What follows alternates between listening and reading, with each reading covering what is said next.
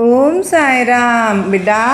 కష్టాల్లో భయం సహజమే, కానీ అలాంటప్పుడే అందులో తప్పు లేదు. కానీ నీ మనసు ఆలోచనలతో నిండిపోతు ఉండడంతో నా మాట నీకు వినిపించడం లేదు. ఒక్కసారి ఆగు, ప్రశాంతంగా ఉండు. అప్పుడు నా మార్గం నీకు స్పష్టంగా కనిపిస్తుంది. నీకు నా బయట నువ్వు నవ్వుతూ ఉన్నావు, కానీ లోపల మాత్రం బాధపడుతూ ఉన్నావు కదా. నీ హృదయంలోని బాధ అంతా నాకు తెలియదా?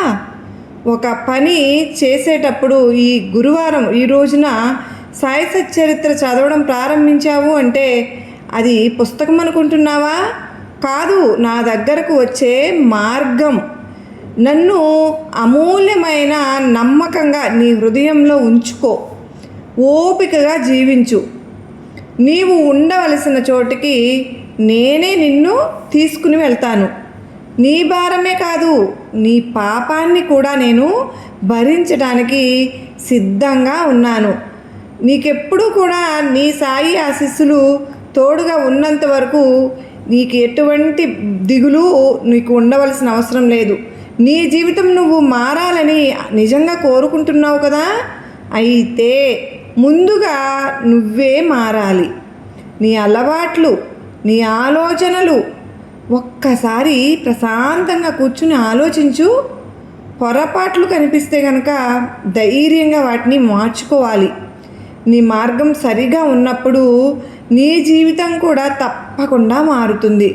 ధైర్యంగా ఉండు. నీకు తోడుగా నేనున్నాను. నువ్వెప్పుడు దిగులు చెందాల్సిన అవసరం లేదు.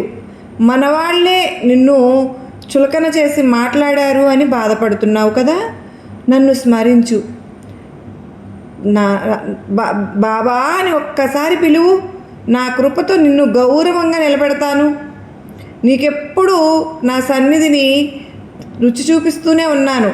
ప్రతి ఒక్కళ్ళు వీళ్ళ వల్ల జీవితం బాగుంటుంది అని ఎవరు ఏమనుకుంటున్నారో అని నీ ప్రయత్నాన్ని ఎప్పుడూ ఆపేయవద్దు. ధైర్యంగా ముందుకు సాగితే గనక నీ సంకల్పం నిజమైతే నా ఆశీర్వాదంతో విజయం తప్పకుండా నీకు సొంతమవుతుంది.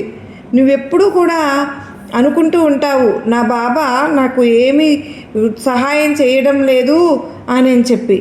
కానీ నీకు నేను తోడుగా ఉన్నాను కనుకనే, నన్ను మనసారా బాబా అని స్మరిస్తూ ఉన్నావు కనుకనే నీ తలరాతను మార్చే దమ్ము అనేది నీలోనే ఉంది అని ఇన్నాళ్ళు నిన్ను అవమానించిన వారు కూడా నిన్ను చూసి ఆశ్చర్యపడేలాగా నేను నిన్ను నిలబడతాను. సర్వేజన సుఖినో భవంతు.